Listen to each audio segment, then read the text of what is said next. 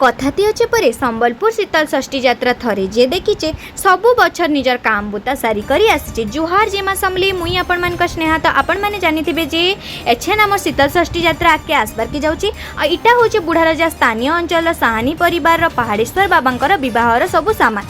आमर ओडियार परंपरा रे जेंता विवाह हेसी सबु कार्य संपन्न हेसी, जेंता समस्ते खुशी हेसन तांकर द्वारा जेते यथेष्ट पारबा भिन्न भिन्न रंगर पाट वस्त्र, भिन्न भिन्न रंगर भिन्न भिन्न सुना रूपा और पितल सामान आसी जाइए। मैं आपण मान को आउ थरे जने दउचे जे 29 तारीख दिन पतरपेणी और 31 तारीख दिन विवाह। पश्चिम ओडिशार गुटे नामी दामी और बड़खा तिहार होचे शीतल षष्ठी तिहार।